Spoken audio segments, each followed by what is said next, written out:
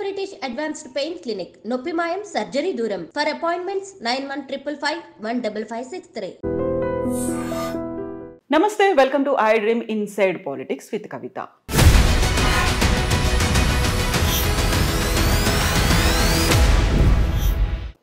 Sir, ఇప్పుడు తెలంగాణ రాష్ట్రంలో రేవంత్ సర్కార్ వచ్చిన తర్వాత 1 year కంప్లీట్ చేసుకోబోతోంది. ఇన్ జస్ట్ ఫ్యూ డేస్ ఈ పరిపాలన చూసిన తర్వాత దేని మీద ఎక్కువ ఫోకస్ ఉందనిపించింది, దేన్ని మర్చిపోయారనిపించింది సార్?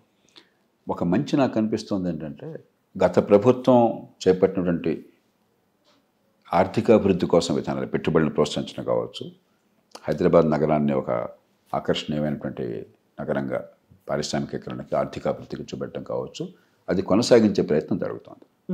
దాన్ని అభినందిస్తున్నాం. ఏదో అభివృద్ధికి వ్యతిరేకంగా ఉన్నట్టు కాకుండా సంకేతాలు మంచి వేస్తున్నారు. ఒక దురదృష్టం ఏంటంటే, అలవిమాలని హామీలు ఇచ్చి కష్టాన్ని కొని తెచ్చుకున్నారు. అప్పటికే గత ప్రభుత్వం ఉన్నప్పుడే చాలా పెద్ద ఎత్తున సంక్షేమ పథకాలు అమలైనాయి.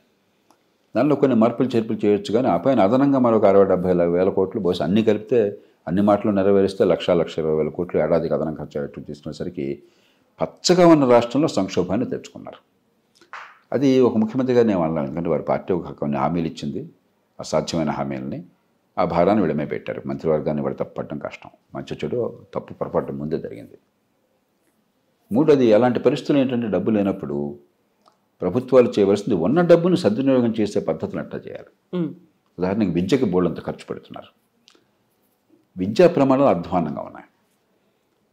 గతంలోనే 50% పైగా 54-55% మంది పిల్లలు స్కూళ్ళల్లో, ప్రైవేట్ స్కూళ్ళల్లో ఉన్నారు. ఇప్పుడు ఇంకా తగ్గిందని చెప్తున్నారు. నేను ఏమంటాం, 66 లక్షల మంది పిల్లలు ఉంటే తెలంగాణలో స్కూల్ విద్యార్థులు, 21 లక్షల మంది ప్రభుత్వ స్కూళ్ళని ఈ మధ్య అందిన సమాచారం. వాస్తవం కాదు, పరిశీలించాలి. 66లో 21 లక్షలు అంటే దాదాపుగా 33-32% వచ్చేసాం మనం. గవర్నమెంట్ స్కూల్ మీద నమ్మకం పూర్తిగా పోయింది. ఖర్చు ఒక్కొక్క బిడ్డ మీద ₹1,00,000 పెడుతున్నారు. కాబట్టి మీరు చూడాల్సిన మొట్టమొదటి ప్రాధాన్యత ఏంటంటే, ఇంతంత ఖర్చు పెడుతున్నాడు, అదనంగా డబ్బులు ఖర్చు పెట్టక్కర్లా.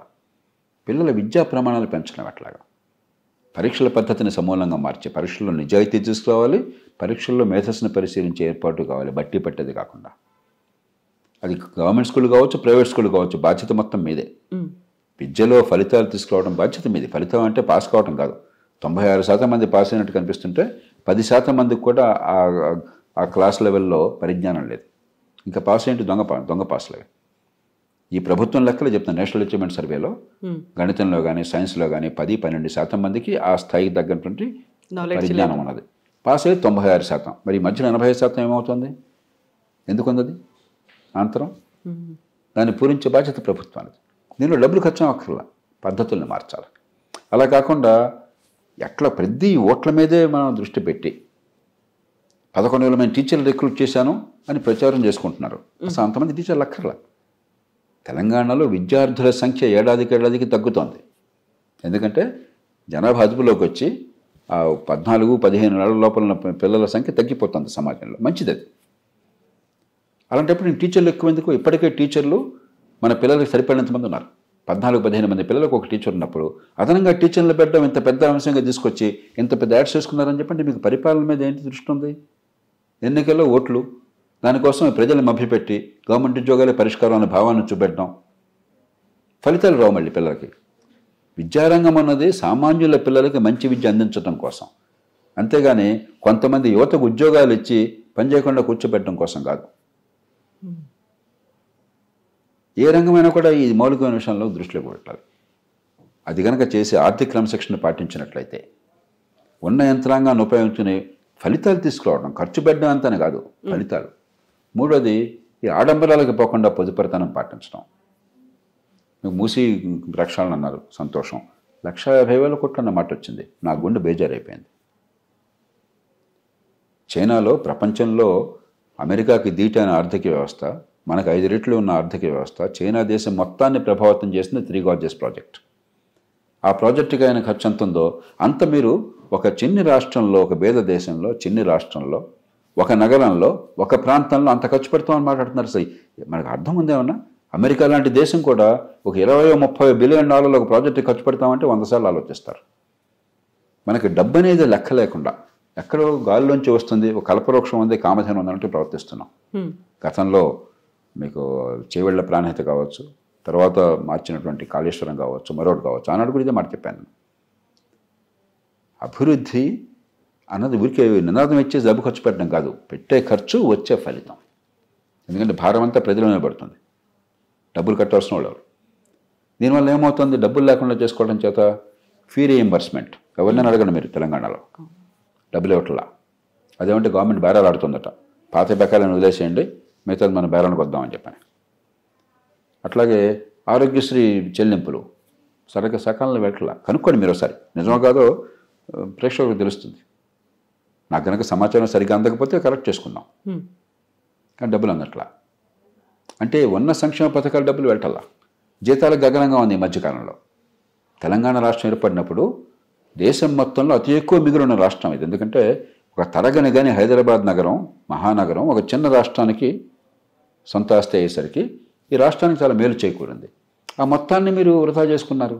ఎట్లాగా? ఇప్పటికైనా మేలుకోకపోతే ఎట్లాగా? కాబట్టి ఆర్థిక క్రమశిక్షణ, ఉన్న డబ్బులతో ఫలితాలను ఎక్కువ తీసుకొచ్చే ఏర్పాటు, ఇంకా డబ్బులు ఎక్కువ ఖర్చు పెట్టడం కాకుండా పెట్టే ఖర్చుతో ఫలితం వచ్చేట్టు ఏర్పాటు చేయటం, ఈ రెండు మీద దృష్టి పెట్టినట్టయితే రాష్ట్ర భవిష్యత్తు బాగుంటుంది. సార్, మీరు అన్నట్టుగా ఇప్పుడు ఆర్థిక క్రమశిక్షణ అనేది లేకపోవడం అనేది ఇప్పుడు ప్రాజెక్టుల మీద ఎక్కువ ఫోకస్ పెడుతున్నట్టుగా అనిపిస్తోంది. మూసీతో పాటుగా అక్కడ బాపు ఘాట్లో బాపు ఐడియాలజీ సెంటర్, అతిపెద్ద విగ్రహాన్ని ఏర్పాటు చేస్తాము అనేది, 4th సిటీని ఏర్పాటు చేస్తాము, అక్కడ క్లస్టర్లు ఏర్పాటు అవుతాయి. ఇవన్నిటితో పాటుగా వాళ్ళు ఇచ్చినటువంటి హామీలు కూడా ఉన్నాయి. దళిత బంధు కావచ్చు, లేకుంటే రైతు రుణమాఫీ, రైతు బంధు, ఇలాంటివన్నీ కూడా ఉన్నాయి. అందరూ ఎదురు చూస్తున్నటువంటి హామీల అమలు అనేది ఎన్ని మార్క్స్ వేస్తారు సార్ ఓవరాల్గా? ఎలక్షన్ కాగానే నేను బహిరంగంగా చెప్పాను, అసాధ్యమైన హామీలు ఇచ్చారు, జరిగిందో జరిగిపోయింది.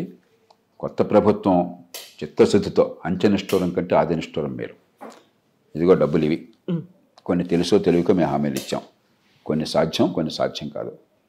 సంక్షేమం, అభివృద్ధి సమతూకం కావాలి. రాష్ట్ర భవిష్యత్తును గంగలో కలిపి తాత్కాలికంగా ఓట్ల కోసం డబ్బులు పంచిపెడితే ఉపయోగం లేదు. కాబట్టి ఇవి కొన్ని చేస్తాము, కొన్ని కొంచెం ఆలస్యం అవుతాయి. కానీ అంతకంటే ముఖ్యంగా ఆర్థికాభివృద్ధి కోసం ఇగో ఈ పనులు చేస్తాము అని ప్రజల ముందుకు వచ్చినట్టయితే అది సరైన పద్ధతి. కానీ తొందరపడి మాట ఇవ్వటము, మాట ఇచ్చాక నిజాన్ని చెప్పకపోవటము, చాలా విన్యాసాలు చేయటము, చివరికి ప్రజలు తిరస్కారానికి గురి కావటము ఎన్నో రాష్ట్రాల్లో చూస్తున్నాం మనం. రుణమాఫీ ఎందుకు మీరు ప్రకటించారు? ఎన్నిసార్లు రుణమాఫీలు జరిగినాయి? మీరు అప్పు చేసి ఈ రాష్ట్ర ప్రజల మీద అప్పుల భారం పెట్టి రుణమాఫీ చేస్తున్నారు. రుణమాఫీలు ఎన్నిసార్లు చేశారు కదా. 1991లో, 89, 90లో అప్పుడు దేవీలాల్, పిపి సింగ్ ప్రభుత్వంలో మొట్టమొదటి రుణమాఫీ జరిగింది. ఆ తర్వాత ఎన్నో రుణమాఫీలు వచ్చినాయి. రాష్ట్రాల స్థాయిలో, జాతీయ స్థాయిలో ఎన్నో రుణమాఫీలు వచ్చినాయి. రైతుల పరిస్థితి ఎందుకు ఇంకా ఎట్లానే ఉంది? రైతులు ఇప్పుడు కూడా ఎందుకని బయట 5 రూపాయల వడ్డీలకి 10 రూపాయల వడ్డీకి తీసుకోవాల్సి వస్తుంది అప్పులు? విత్తనాల కొనుగోలు దగ్గర నుంచి. అంటే ఏమిటి? మీరు ఓట్ల వేటలో పడ్డారు తప్ప రైతుల సంక్షేమం గురించి పట్టించుకోవాలా. తాత్కాలికంగా తృప్తిపరిచి ఓట్లు పొందడమే బాధ్యతగా తీసుకుంటాను అంతే. వ్యవసాయం బాగు చేయాలనే ఆలోచన లేదు. మీకు వ్యవసాయానికి రోడ్ మ్యాప్ ఏమన్నా మీ దగ్గర? వ్యవసాయాన్ని ఆధారపరచడానికి ఇదిగో ఈ పద్ధతులు ఉన్నాయి, ఈ రకంగా చేస్తున్నాం, వ్యవసాయం మంది పరిశ్రమలా పెంచుతున్నాం, ఎగుమతులు పెంచడం కోసం ఈ ప్రయత్నాలు చేస్తున్నాం, ఇదిగో ఈ రకమైనటువంటి ఎక్కువ విలువ ఉన్న పంట వచ్చేందుకు ఈ రకమైన ఏర్పాట్లు జరుగుతున్నాయి. ఏమో చెప్పండి నాకు ఒకసారి, నాకు అర్థమయ్యే చెప్పండి. అదేం లేదు. ఏదో పాతకాల పద్ధతులు, రుణమాఫీ, మరొకటి.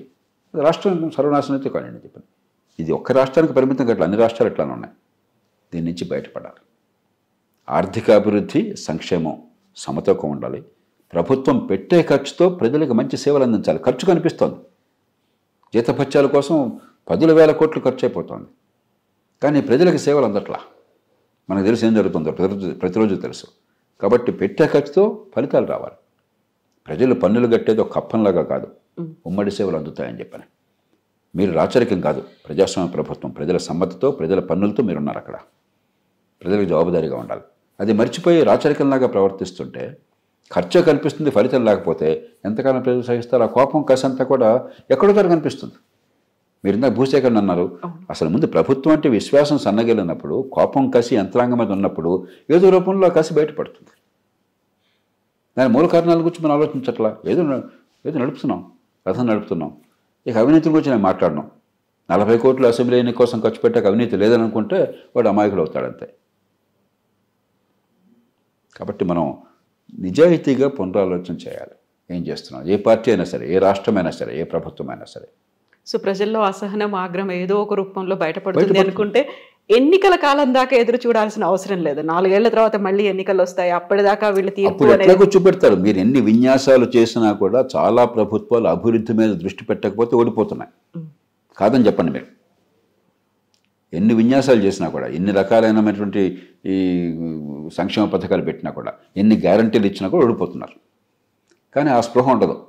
చచ్చిపోయేదాకా మనం ఉంటాం అన్న భ్రమతో బతికేసి రాష్ట్రాన్ని, దేశాన్ని నాశనం చేస్తున్నారు. మొట్టమొదటిది.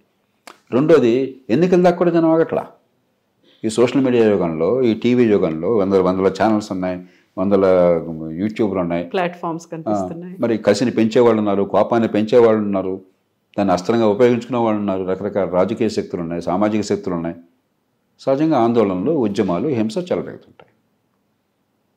కాబట్టి మనం రేపుని గురించి కొంచెం ఆలోచించండి. ఒక మాట అనే ముందు, ఒక పథకం చేపట్టే ముందు, ఒక హామీ ఇచ్చే ముందు రేపటిని గురించి ఆలోచించండి. ఈ సమాజానికి మీ వల్ల మంచి చెడు ఆలోచించండి. అంతేగాని ఇప్పుడు పబ్బం గడుపుకుందాము, ఇవాళ ఓటు వస్తే చాలు, ఇవాళ నా మాట వస్తే చాలు, ఇవాళ ప్రచారం వస్తే చాలు, పేపర్లో హెడ్లైన్స్ వస్తే చాలు, రేపేమో చూసుకుందాం అనుకుంటే రేపు ఉన్నది పర్యవసానాన్ని అనుభవించాలి. సార్ ఇప్పుడు December 7th 1 year కంప్లీట్ అవుతోంది. ఎన్ని మార్క్స్ వేస్తారు సార్ మీరు 10కి?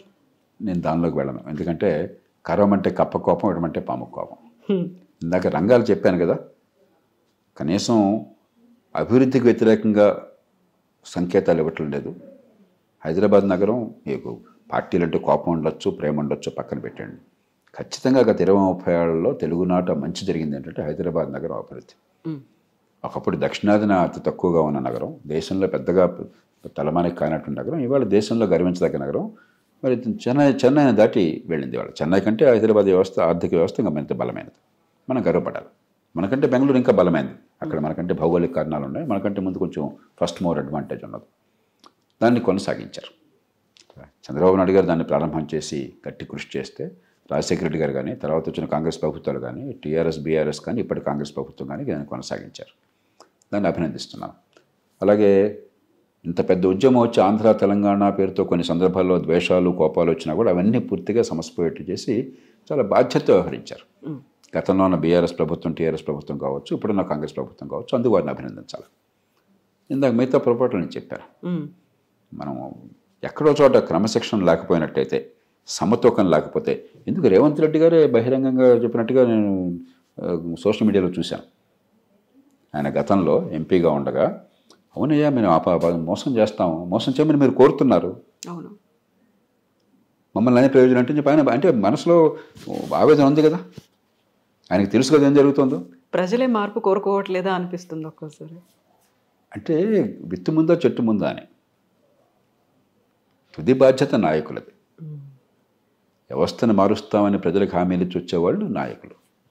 కాబట్టి ఎన్నికైన ప్రభుత్వాలు ప్రజల మీద బాధ్యత పెడితే అందులో ఒక పేద దేశంలో పేదరికము, అవిద్య, సరైన సేవలు అందకపోవటము, అధికార కేంద్రీకరణ, దాంతో ప్రయోజనోట హక్కు, ఇది ఒక ఎక్స్ప్లోజివ్ కాంబినేషన్.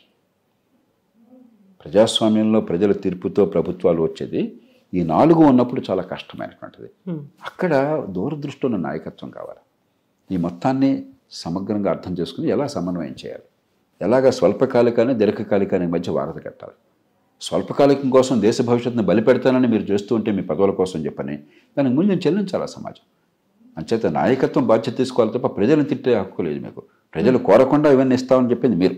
హామీలన్నీ ఒకప్పుడు ఆత్మగౌరవంతో తలెత్తుకుని తిరిగే సమాజాన్ని ఇవాళ బానిసలుగా మార్చింది ఇవాళ రాజకీయం. ఈ మాట నేను స్పష్టంగా చెప్తున్నాను.